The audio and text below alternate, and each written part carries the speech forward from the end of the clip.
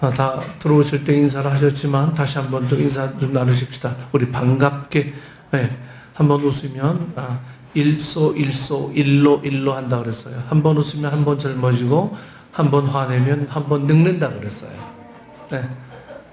젊어지기 원하시는 분은 자꾸 웃으세요. 자꾸 웃으시면 젊어집니다. 우리 교회 식구들은 나이가 점점 들어가시는데도 다 젊어지시는 거 보니 많이 웃으시는 것 같아요. 감사를 드립니다. 오늘 말씀 본문 말씀으로 함께 은혜를 나누시는 여러분들 되길 원합니다. 오늘 주신 이 말씀은 산상보훈의 부록이라고 이렇게 말할 수가 있어요. 산상보훈의 이제 부족한 부분들이 채워지는 어떤 부록이다 이렇게 말하는 부분입니다. 하나님의 말씀과 관계해서 거짓 선지자들을 삼가라는 내용의 이 양과 이리의 비유를, 그리고 오늘 본문의 가시나무와 이 엉겅퀴 이 두 비유는요, 예수님께서 산상수훈의 아주 좋은 교훈을 말씀하신 후에 그 말씀을 잘 분별하고 받아들이는 자세에 대해서 가르치고 있는 거죠. 그러니까 팔복에 대해서, 산상수훈에 대해서 마태복음 5장에서 7장이 산상수훈에 관한 내용들이 예수님의 설교잖아요. 그 설교에 대해서 잘 구분해라. 잘 구분해서 이해하고 받아들여라. 정말 양은 누구고 이리는 누군지를 온전하게 구분하는 것이 오늘 믿음의 삶을 살아가는 너희들의 삶의 자세다 라고 하는 말씀들을 오늘 이 본문 말씀을 통해서, 가시나무와 엉겅퀴를 통해서 오늘 우리에게 말씀을 해주고 있는 거죠. 오늘 비유에서는 조금 소재를 달리해서 나무와 이 또 열매의 이 관계를 비유로 말씀하고 있습니다. 이것은 거짓 선지자들을 알아보는 방법을 이야기하고 있는 것입니다. 오늘 본문은 이 거짓 선지자들이 누구냐 하는 것들을 오늘 분별해 주는 그런 말씀으로 오늘 이 비유가 사용이 되고 있어요. 무엇으로 거짓 선지자와 참 선지자를 여러분 알 수 있을까요? 얼굴은 다 같이 양의 모습이에요. 얼굴. 우리가 옛날에 제 초등학교 어릴 때는요, 우리나라 교육이 반공 교육이 너무 투철해가지고요, 이북에 있는 사람들은 전부 다 뿔이 달리고, 그리고 완전히 마귀같이 그냥 그렇게 생긴 줄 알았어요. 그런 교육을 받았으니까. 그래서 시뻘겋게 왜 그냥 창 들고 이런 사람인 줄 알았어요. 그런데 지난 금요일 날 이 김정은 위원장 보니까 우리 아이들이 뭐라고 그러냐면은 북한 삼겹살이라고 그러나? 이런 얘기도 하고, 친근한 얘기잖아요. 좀 뚱뚱해서 그렇죠. 우리 어린 아이들은 좀 놀리면서 친근해지잖아요. 그렇게 친근한 모습들이, 너무 오랜 시간 동안 그렇게, 우리 머릿속에 그려지고, 불려지게 되지 않았느냐 하는 그런 마음에 좀 안타까운 마음도 있고 반가운 마음도 있고 그 마음들이 막 교차합니다. 마음을 여는 게 참 어려운 일이죠. 그런데 거꾸로 생각하면 마음 여는 것만큼 쉬운 것도 없어요. 마음 여는 게 제일 어려운데 마음 여는 것만큼 쉬운 게 없어요. 돈 드는 일도 아니고. 이 마음 여는 게 우리 삶 속에 이렇게 어려운 일임에도 한번 열면 그냥 폭포수 같은 은혜가 우리 삶 속에 쏟아진다는 것을 알지 못하고 이 마음 여는 게 그렇게 어려운 거예요. 오늘 본문 말씀은 참 선지자와 거짓 선지자가 누구냐, 이런 것들을 우리가 구분할 수 있는 은혜가 있기를 원합니다. 여러분, 거짓 선지자일수록 더 잘 위장을 한다고 합니다. 거짓 선지자일수록. 가슴에 이름표를 붙이고 다니는 것도 아니잖아요. 나는 거짓 선지자다 이렇게 이름 붙이고 다니는 거 아니잖아요. 그래서 예수님께서는 열매를 보고 판단하라고 가르치세요. 열매를 보고 판단하라. 우리가 몇 가지로 생각합니다. 첫 번째로 먼저 그 종자와 뿌리가 다르다는 거예요. 네. 참 선지자와 거짓 선지자는 그 종자와 뿌리가 다르다는 거예요. 감추어져서 보이지는 않지만 출발점이 이 뿌리가 다르기 때문에 조금만 기다리면 마지막에 가서 보면 거짓 선지자는 다른 결과, 다른 열매를 분명히 맺게 됩니다. 그러고 보면 뿌리도 다르고 종자는 물론 다르고 열매도 물론 다르죠. 그런데 비슷하게 보이는 것은 뭡니까? 줄기와 잎이에요. 줄기와 잎. 뿌리와 열매를 연결해 주는 동안 잠깐 동안 자라는 줄기가 사람을 현혹시키는 것입니다. 제 중학교 때는 중간 점심시간 지나서인가요? 점심 먹고인가요? 아니면 2시간 지나서인가? 제조 시간도 있었고, 그리고 나가서 이 농번기 동안에는 그 벼를 베주는 그 작업도 했었어요. 그리고 겨울에는 이 보리 밟는 것도 했었고요. 그렇게 해서 학교의 학생들이 나가서 일손을 막 도와주는 일들을 많이 했었어요. 그리고 또 피 뽑는 일도 했었습니다. 그런데 처음에는 뭐가 피고 뭐가 벼인지 이거 몰라가지고 막 벼 다 뽑아가지고 주인한테 막 그냥 태백이로 욕먹고 막 이런 일도 있었죠. 아니 너희들 와서 그냥 방해하러 왔냐 하면서 막 버럭 화를 내시고 이런 일도 많이 있었죠. 논에 이 벽실을 이렇게 뿌리면 언제 어디서 날라왔는지 피가 자라요. 네. 요새 이제 모를 심잖아요. 이제 모 심어 보셨어요? 모 심어 요즘 기계로 다 심지만 옛날에 다 손으로 작업했어요. 이 두 손 사이에 껴서 모를 푹 찌르는 거예요. 이렇게 푹 찔러서 넣으면 이게 모가 뿌리를 내려서 나중에 이제 이렇게 벼가 되거든요. 근데 이렇게 심어 놓으면 분명히 나는 이 모를 심었는데 어디서 날라왔는지 이 한창 자라다 보면 피가 같이 올라와요. 피를 심은 거 아닌데. 종류가 완전히 다른 식물이지만 이 열매를 맺기까지는 줄기와 벼가 아주 비슷해서 구분하기가 힘든 것과 마찬가지입니다. 오히려 벼보다도 이 피는 더 힘차게 아주 잘 자라기 때문에 잘 모르는 사람은 이 피가 무성한 것을 보고 농사가 정말 잘 됐다고 좋아하게 될지도 모릅니다. 일단 풍성하니까. 네. 그러면 우리는 다른 사람의 신앙이나 지도자의 가르침이 이상하다는 생각이 들거든 너무 서둘러서 판단하고 비판하려고 하지를 말고 여러분 기다려봐야 돼요. 기다려봐야 돼요. 우린 너무 빠른 판단을 많이 하는 거예요. 이거는 틀리고 이건 맞고 막 그냥. 그럼 마침내 그 본색이 드러나게 될 것입니다. 그런데 이 성급한 사람들은 참지를 못하고요. 성급하게 판단하고 하나님을 만난 듯이 가다가 그만 망해버리고 또 잘못되었다고 정죄함으로 문제를 일으키는 경우가 많이 있습니다.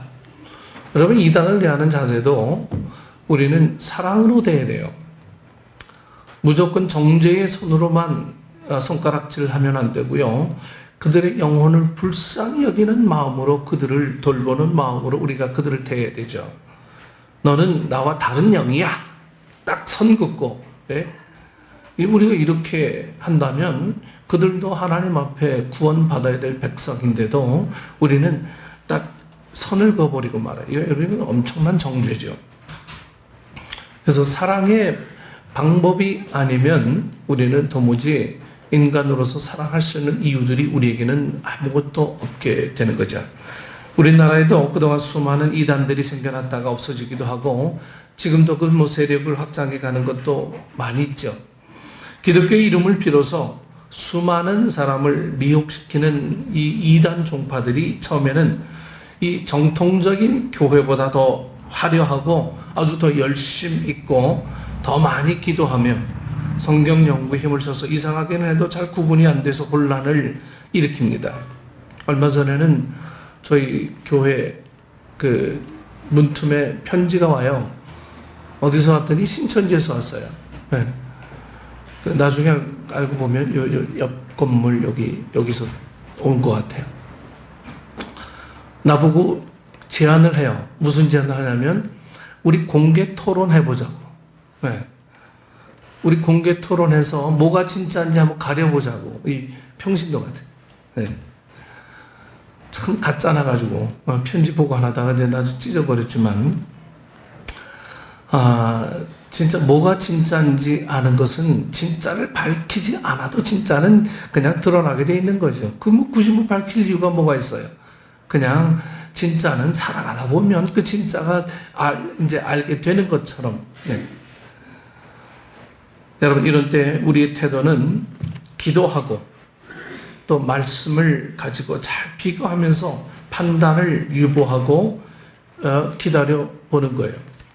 선입견을 가지고 이것은 옳다, 이것은 뭐 진짜구나, 신앙생활을 하면서 또 목회자에게 불만이 많이 있었고 우리 교회에 잘못된 일들 때문에 답답했었는데 에이 잘됐다 하고 뛰어들었다가 망친 사람들이 여러분 얼마나 많이 있는 줄 아세요? 한두 명이 아니에요. 네. 또한 우리와 조금 신앙의 방법이 다르다고 너희는 2단이다, 뭐 3단이다 막 해서 성급하게 막 정죄했다가 사실이 그렇지 않아서 이러지도 저러지도 못하면서 혼란을 겪고 자기 스스로 죄를 짓는 경우가 얼마나 많이 있습니까? 경상도나 이 전라도 지역에 가면 지금도 이 감리교는 2단이라고 말하는 장로교가 있어요. 네. 우리나라에 처음 선교할 때 언더우드와 아펜젤러가 우리 이제 딱 내리잖아요. 예? 우리나라에 도착을 하는데 두 선교사가 서로 약속했어요. 아펜젤러는 나는 이 한강 이북 쪽으로 선교하겠다. 그러니까 언더우드 너는 한강 이남 쪽으로 선교해라. 그러니까 아펜젤러는 이 감리교 선교사고 언더우드는 장로교 선교사였어요. 그래서 이 한강 이남 쪽으로는 장로교가 흥왕했고 이북 쪽으로는 이제 감리교가 흥왕을 해서 감리교 소리를 들어보지 못한 이 경상도나 전라도 지역에서는 아직도 감리교 2단이라고 물론 지금 그런 생각하는 사람 없지만 우리 제 어릴 때는 그런 생각을 하는 사람이 있었어요. 네. 감리교 목회자들이 현장에 부딪히면서 하는 말이니까 뭐 안 믿을 수 없는 현실이죠. 저희 이거 외삼촌이 감리교 목사님이셨잖아요. 외삼촌이 뭐 들려준 얘기예요. 네. 이런 일들은 한마디로 기다리지 못해서 빚어지는 안타까운 일들입니다. 신앙인들은 여러분 기다릴 줄 알아야 돼요. 좀 마음에 안 들어도 기다릴 줄 알아야 되고 또 내 주장이 있어도 하나님의 뜻이 뭔지를 기다릴 줄 알아야 하고 네. 그래야 되죠. 여러분 한 사람을 알아가는데도 여러분 한평생 살아가는데도 황혼에 있는 부부들이 당신에게도 이런 면이 있었어 라고 얘기하는 게 우리 인생이에요. 네. 여러분 황혼, 이혼이 많이 늘어난다고 얘기하잖아요. 여태까지 살아가면서 당신에게 그런 모습 보지 못한 거예요.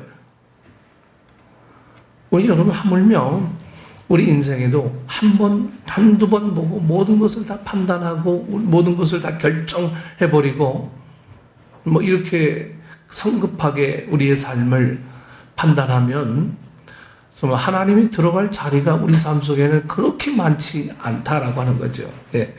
그래서 조금 기다릴 줄 알아야 돼요. 좀 답답하고 좀 어렵고 힘들어도 하나님의 은혜를 기다릴 줄 알아야 돼요. 그리고 나는 지금 해결되지 않은 문제들이 내 삶 속에 분명 있지만 주님의 은혜를 기다릴 줄 아는 은혜들이 우리 속에서 자꾸만 쌓여가게 될 때 그 주님이 이제 희미하지만 우리 삶 속에 점점 확연한 그림으로 우리 삶 속에 나타나게 된다라고 하는 거죠. 언제까지 기다리느냐? 열매가 나타날 때까지 기다리라는 거예요. 열매가 나타날 때까지. 열매는 행위를 가리킵니다. 열매는 우리의 행위예요. 특별히 잘못하는 사람일수록 말은 번지르르 해요. 잘 못하는 사람일수록 과장하고 과대선전하게 마련입니다. 그렇기 때문에 그 말만 가지고 판단하다가는 그르치기 쉽다는 말이죠. 여러분, 말 잘하는 사람이 어떤 사람인 줄 아십니까? 말을 많이 하는 사람이 말을 잘하는 사람이 아니고 말을 하게 유도하는 사람이 말을 잘하는 사람이에요. 근데 말을 많이 하다 보면 나도 모르게 그 말 속에 함정에 빠져버려요. 그 말에. 내가 무슨 말을 하는지도 모르게 말을 많이 하다 보면 그 말 속에 내 삶에 진정 함정이 있음을 모르고 얘기해요. 그러다 보면 나중에 그 말에 책임을 져야 되니까. 그 말에 책임을 지려고 살다 보니까 내 인생이 내가 원하지 않은 말에 이끌려가는 거죠. 참 어리석죠.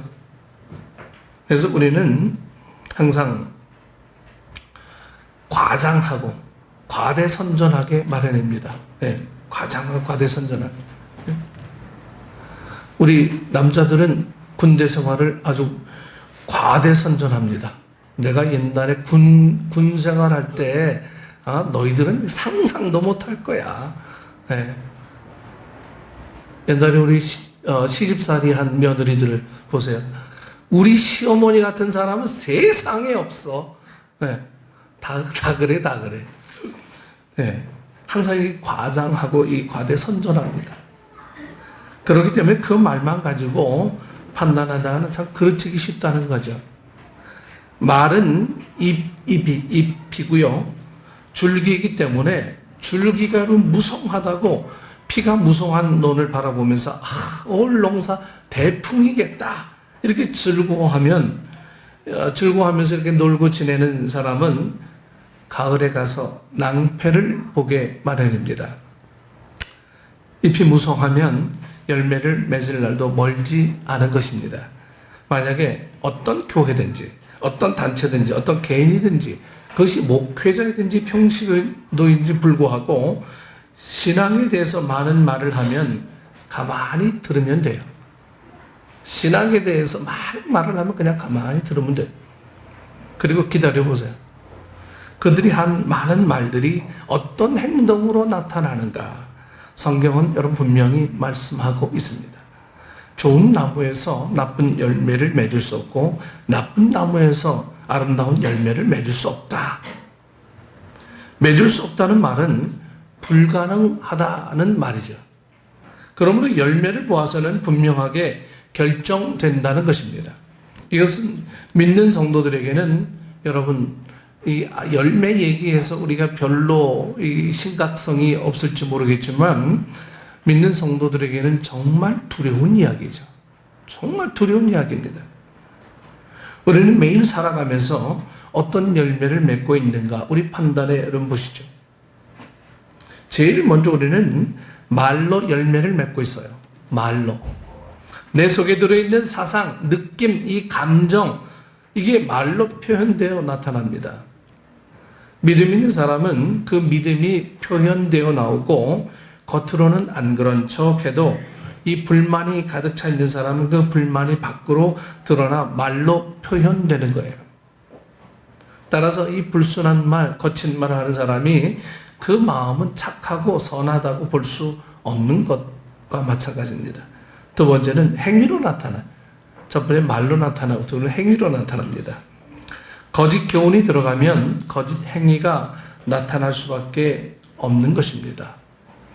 갈라디아서 6장 7절 말씀에 그 이하에 보면 스스로 속이지 말라. 하나님은 만홀이 여김을 받지 아니하시나니 사람이 무엇으로 심든지 그대로 거두리라.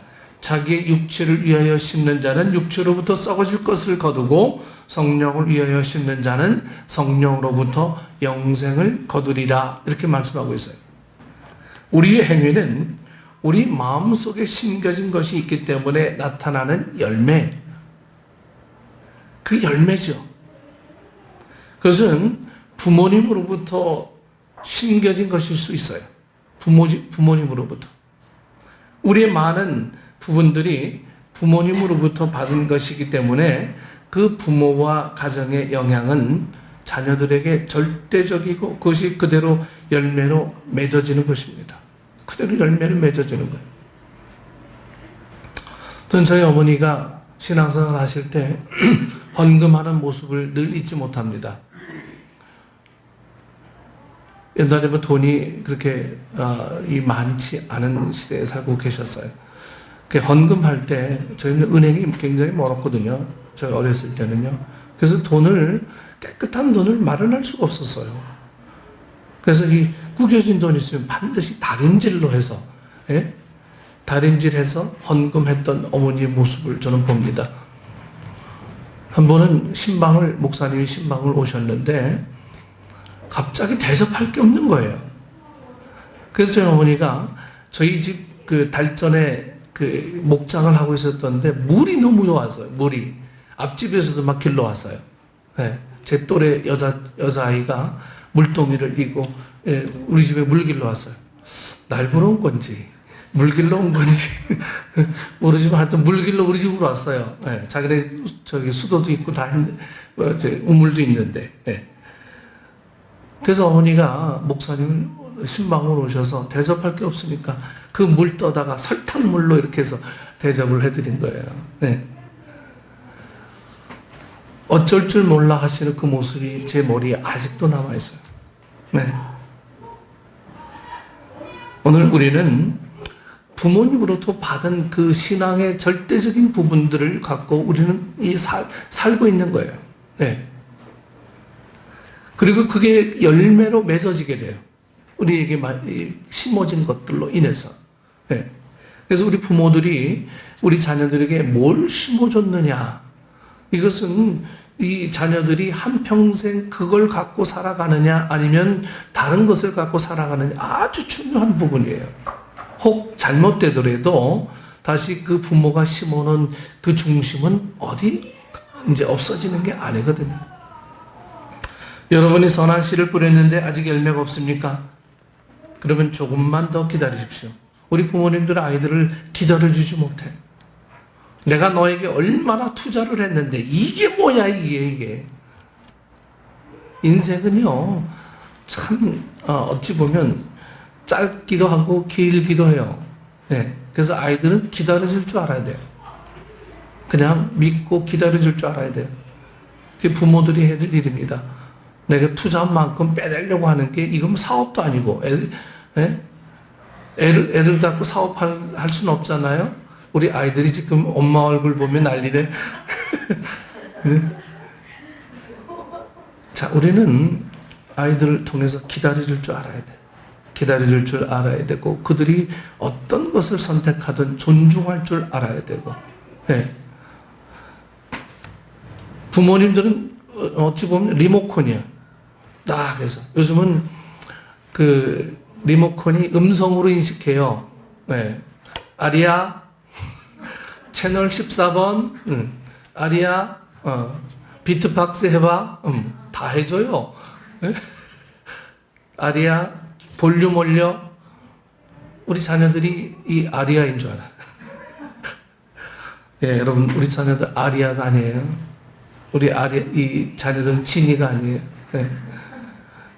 우리 자녀들은요, 그들이 선택하는 걸 부모들이 존중해주고 자기들이 하고 싶은 걸 밀어주는 거, 이걸 부모들은 우리는 늘 마음속에 담아둬야 한다라고 하는 거죠.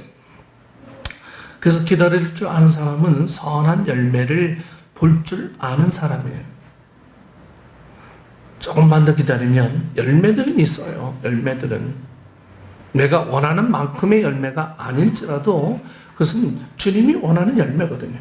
그래서 갈라디아서 6장 9절 말씀에는 우리가 선을 행하되 낙심하지 말지니 피곤하지 아니하면 때가 이름에 거두리라, 이렇게 말씀하고 있어요. 그래서 우리는 신앙의 씨를 열심히 뿌려야 하는 것입니다. 먼저는 나의 마음밭에 뿌려야 돼요. 내 마음밭에 말씀을 열심히 읽고 배워야 하는 이유가 여러분 여기에 있습니다. 그리고 나의 가정에 뿌려야 돼요. 씨를. 부모와 남편들에게 신앙을 열심히 심으십시오. 자녀들에게 심어야 합니다. 조급히 열매를 바라지 말고 좋은 씨를 많이 심어야 합니다. 그러면 언젠가는 그것이 열매가 되어서 돌아옵니다. 본문에서 우리가 깊이 생각해 봐야 할 문제가 하나 있습니다. 좋은 나무와 나쁜 나무의 여러분 기준이 뭡니까? 종자와 뿌리의 문제잖아요. 종자와 뿌리의 문제. 예. 저희 집에 우리 목장을 할 때 이상하게 젖을 많이 내주는, 이 우유를 많이 내주는 소가 한 마리 있었어요. 저는 109호라고 기억하는데 맞나요? 200호요? 네. 그 소가요, 새끼를 낳는데 그 새끼도 역시 젖을 많이 내요. 그 새끼의 새끼도 이걸 많이 내요. 참, 이 종자가 얼마나 중요한지, 이 DNA를 품고 있는 그 종자가 얼마나 중요한지. 네. 그래서 그 소는 정말 귀하게 여겼어요. 정말 귀하게. 네. 한번 이게 젖을 짜면 20kg 막 이렇게 나와요. 네. 20kg 정도를 이렇게 한번 해줘요. 그래서, 참 귀하게, 또 그 소가 성격도 아주 순했고, 예. 아주 머릿속이 아주 선합니다. 예. 그래서 우리는 종자 뿌리의 문제를 우리가 다룰 수밖에 없어요. 한 그루의 나무가 있는데 그것이 나쁜 종자냐? 뿌리를 가지고 있으면 거기서 아무리 예쁜 싹이 나고 또 양지 바른 곳에서 걸음을 많이 해서 뭐 잘 자란다 하더라도 결국은 나쁜 열매를 더 많이 맺는 결과를 가져올 뿐이죠. 그 나무가 환경을 좋게 한다고 해서 나쁜 열매를 좋은 열매로 바꾸지는 못한다는 것입니다. 우리는 때때로 환경을 탓하거나 방법이 나빴다는 이야기를 할 때가 많습니다. 그러나 사실은 그보다도 중요한 것이 여러분 종자의 문제예요. 종자의 문제. 현대 과학 문명과 현대의 심리학이나 교육학이 이 실증주의를 중요시하며 실험을 통한 이론에 치우치다 보니까 이 환경의 중요성을 지나치게 강조해서 어떤 사람들이 환경의 노예가 되어버린 듯합니다. 그래서 자신의 존재 의미조차도 이 환경의 변화와 지배에 맡겨버리고 잘못하면 환경을 탓하는 것으로 자신의 책임을 회피해버리는 경향이 있어요. 내가 잘못된 거는 내게 주어진 이 환경 때문이야. 내가 지금 어려운 것은 부모님이 나에게 뭐 제공해주지 않아서야. 모든 환경 탓으로 돌려요. 내가 이렇게 못생긴 건 내 잘못이 아니야. 부모의 잘못이야.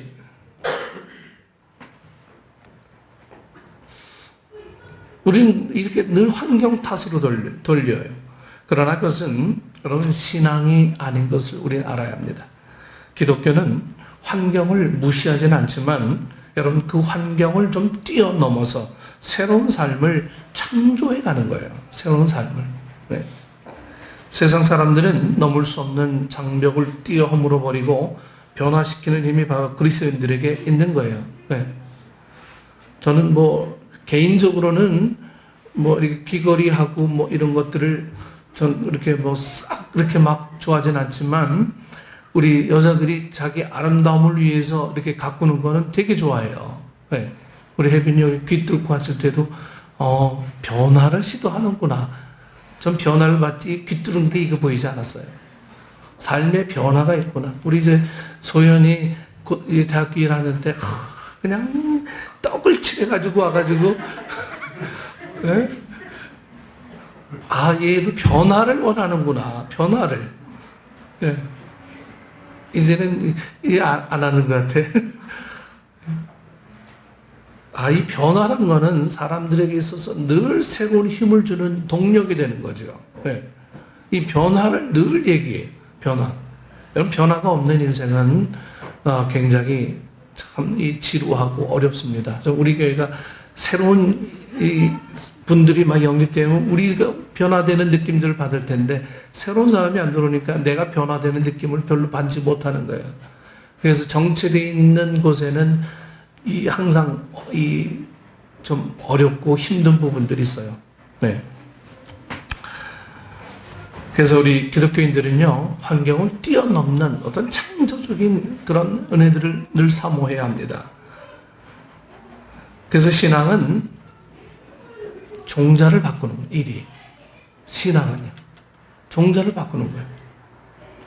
제가 전도사로 사역할 때, 저보다 나이 조금 많으신 여자분이 있었어요. 청년이었는데 이 청년이 얼마나 신실한지 생긴 건 되게 못생겼어요. 네. 그런데 그분의 신앙이 너무 이쁘니까 그분이 하는 모든 일들이 다 아름답게 보여요. 그분이 선택하는 모든 것들이 옳게 보이고요. 그분이 주님 앞에 무릎 꿇어 기도하는 그 기도의 시간들이 얼마나 고귀하게 보이는지요. 저는 전도사하면서도 평신도인 그분을 되게 참 존경하고 그렇게 따르게 됐었어요.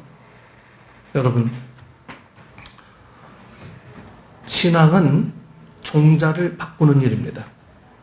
나는 원래 성품이 이러니까. 여러분, 이건 신앙적인 답변이 아닙니다. 나는 생긴 대로 살 거야. 여러분, 이거는 불신앙이죠. 바울은 이것을 참 감람나무에 돌 감람나무를 접붙이는 것에 비유하고 있습니다. 에베소서 2장 5절 말씀에서는 전에는 우리도 다 그 가운데서 우리 육체의 욕심을 따라 지내며 육체와 마음에 원하는 것을 하여 다른 이들과 같이 본질상 진노의 자녀이었더니 긍휼에 풍성하신 하나님이 우리를 사랑하신 그 큰 사랑을 인하여 허물로 죽은 우리를 그리스도와 함께 살리셨고 하는 이 말씀이 있습니다. 여기서 중요한 말씀은 본질상 진노의 자녀라는 말이에요. 본질상 진노의 자녀. 사람들은 누구나 죄의 성품을 가지고 있고 하나님의 진노를 받아 멸망에 이르도록 결정되었습니다. 그렇기 때문에 누구나 일생에 한 번은 하나님과 1대1로 부딪혀 만나는 경험이 있어야 합니다. 여러분, 믿음 생활하면서 주님 앞에 1대1로 만나는 경험이 여러분 없었습니까? 저는 몇 차례 있었어요. 제가 신학교 들어갈 때, 또 들어가고 나서, 그리고 목회를 하면서 주님 앞에 홀로 서야 될 때가 많았어요. 만나는 경험들이 있었습니다. 내가 죽을 수밖에 없는 죄인이라는 이 회개와 주 예수 그리스도가 나를 위해서 죽으셨다는 그 감격 때문에 그냥 막 이 알 수 없는 눈물을 흘리고요. 기쁨과 평화가 마음을 적시는 체험을 여러분 하셔야 합니다. 그리스도가 나의 주님이라고 하는 이 한마디 때문에 그냥 우리 삶은 그냥 폭포수 같은 눈물을 쏟을 수 있는 우리 그런 하나님 앞에 선 존재로서 우리가 고백을 드려야 될 이유가 있는 거예요. 그게 느껴지지 않으면, 그게 우리 삶 속에 고백되지 않으면 우리는 늘 헛바퀴 도는 거예요. 믿음 생활을 한다고 하면서도 기쁨이 없는 사람들처럼 그렇게 살아가는 거죠. 이처럼 성령의 역사를 통해서 거듭나는 체험이 아니고서는 여러분 어떠한 교훈이나 어떠한 수양을 가지고는 절대로 우리가 달라질 수 없어요. 우리 종자가 바뀌어질 수가 없어요. 조금 나아지고 변화가 될 수는 있어도 근본적인 변화, 종자의 변화는 일어날 수 없다는 말이죠. 갈라디아서 5장 22절에는 성령의 열매에 대해서 말씀하고 있죠. 이것은 우리가 너무 잘 아는 거죠. 사랑, 희락, 화평, 인내, 자비, 양성, 충성, 온유, 절제, 이것이 성령의 9가지 열매입니다. 이것은 나의 노력으로 얻어지는 것이 아니라 내 속에 하나님께로서 온 생명이 있어야 맺을 수 있는 거예요. 이거 어떻게 주님이 주신 이 성령의 열매들을 내가 뭐라고 이걸 다 맺을 수 있어요? 내가 어떻게 사랑할 수 있고, 어떻게 희락할 수 있고, 화평할 수 있고, 인내할 수 있고, 자비할 수 있고, 양선할 수 있고, 충성할 수 있고, 온유할 수 있고, 절제할 수 있어요. 난 그거 못해. 하지만 주님께서 온 그 생명, 그걸 내 속에 간직하면 주님께서 나를 그렇게 만들어 가게 하시는 능력이 있을 줄 믿습니다. 그것이 우리 그걸 바라야 되는 거예요. 그걸 바라지 않고 생으로 하려니 이게 얼마나 어렵겠어요. 생으로 하려니. 나에게 이런 열매가 여러분 얼마나 있습니까?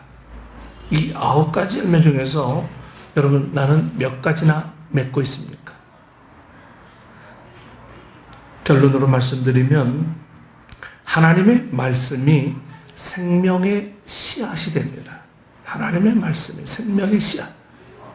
이 하나님의 말씀이 우리의 마음밭에 뿌려질 때 그 말씀이 나를 변화시키는 중생의 본 어게인 되는 능력이 되고 거룩한 하나님의 자녀다운 생활을 할 수 있는 성화의 원동력이 된다라고 하는 거죠.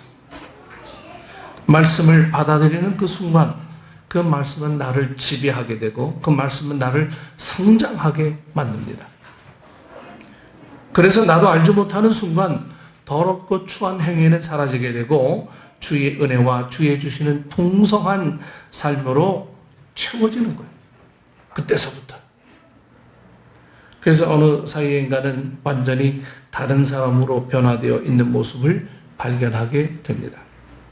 그러므로 그리스도인의 말과 행위는 바로 말씀의 열매라고 하는 거예요. 말씀의 열매.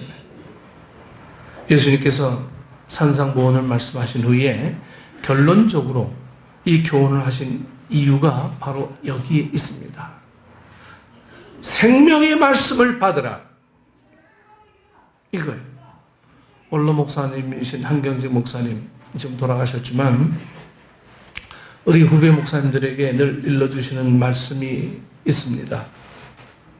이 한경직 목사님은 늘 똑같은 얘기를 계속 강조해서 말씀하세요. 뭐라고 말씀하시냐면 좋은 나무가 되세요. 그렇게 되면 좋은 열매는 자연히 맺혀질 것입니다. 한경직 목사님 보면 늘 좋은 나무 되세요. 얼마 전에 돌아가신 100세 되신 방지일 목사님, 우리 한국 교계에 큰 거목이신 한경직 목사님, 그리고 방지일 목사님, 이 두 분은요, 이 방지일 목사님은 그 말레이시아 그 밀림에 가서도 넥타이를 메고 가셨대. 그 왜 힘들지 않으세요? 그러니까 목회자는 밀림에 가서도 목회자야. 아주 프로페셔널한 그 정신을 갖고 계셨어요. 우리 참 고지식하다 생각할지 모르지만 목회자의 정신을 절대로 잊어버리지 않기 위해서 자신을 그렇게 친 거예요. 무슨 그 밀림에서 무슨 넥타이 메고 도대체 뭐 하시겠냐. 근데 자신은 그렇게 자신을 지켜간다라고 하는 거예요. 아주 소신이 있는 삶이죠.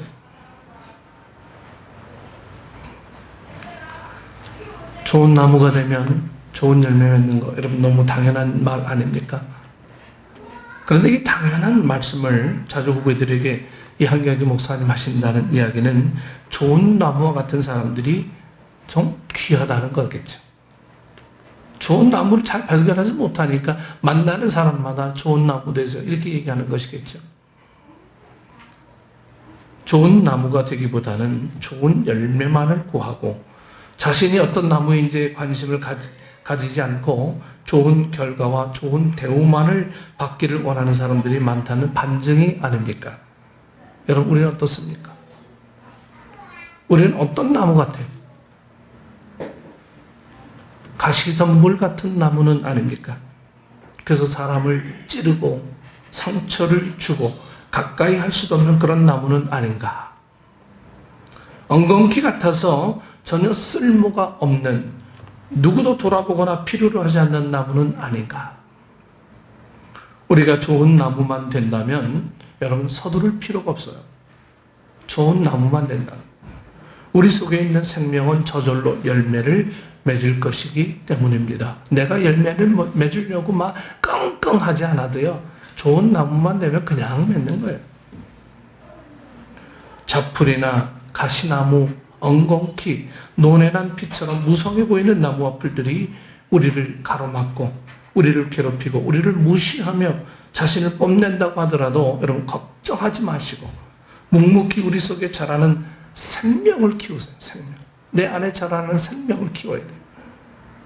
하나님의 말씀을 보면서 그 말씀에서 우리 영양분을 충분히 공급받고 기도하면서 우리 속에 생명을 북돋아주고 찬송하고 열심히 사랑하고 봉사하면서 잘 돌봐주면 우리는 좋은 열매를 맺을 것입니다. 그리고 우리 주님께서 우리의 그 아름다운 열매를 따기 위해 우리를 맞으러 오실 것이고 우리를 위해서 잔치 자리를 마련해서 영접하실 거예요. 그래서 우리는 좋은 나무 되기 위해서 그냥 주님의 말씀에 늘 집중하는 일, 우리가 이게 우리의 사역입니다. 우리의 사역. 안 되는 거 그냥 억지로 하려고 하다 보니까 금방 실증나고 금방 포기하게 되고 어렵게 되고 그냥 안 되는 건 패스. 주님이 다음에 더 큰 은혜를 주실 줄 믿습니다. 주님께서는 이 말씀을 우리에게 주셨습니다. 이 말씀은 이해 안 되는 분에게는 100년 가도 이해 안 돼요. 말씀을 펴도 이 도대체 이게 무슨 말씀인지 우리 머리로는 이해 안 돼요. 하지만 이 말씀을 주신 것은 이 안에 생명이 있는 것을 볼 줄 아는 능력이 있는 사람은 이 말씀이 그렇게 아름다울 수밖에 없는 거죠. 오늘 여러분들에게 이 비밀스러운 은혜들이 좀 열려지기를 원하고 이 비밀스러운 열려진 은혜들로 좋은 나무가 되기 위해 수고하는 애쓰는, 그래서 자연스럽게 열매되어지는 우리 축복의 식구들 되기를 축원합니다. 기도하겠습니다. 사랑의 하나님, 우리는 좋은 크리스찬으로 남기 위해 사람들에게 잘 보이려고 늘 애씁니다. 사람들이 나를 어떻게 볼까? 여기에 늘 궁금증이 가고 혈안이 되어 있는 모습을 보게 됩니다. 하지만 하나님 앞에 선 자로서의 삶을 어떻게 살아가느냐 하는 문제는 우리가 늘 게을리하고 있는 건 아닌지, 하나님 앞에 홀로 선 사람으로, 주님 앞에 인정받는 사람으로 좋은 나무 되기 위해 다른 것 다 덮어두고 오직 주의 말씀 속에서 생명을 캐나는 축복된 우리 식구들 될 수 있도록 주께서 인도해 주시고, 주님의 시선이 나를 온전히 이끌을 보게 되는 아름다운 우리 믿음의 성도들 되게 하여 주옵소서. 성령께서 함께 해 주셨기를 간절히 구하고 우리를 승리케 하신 예수님 이름으로 기도드리옵나이다. 아멘.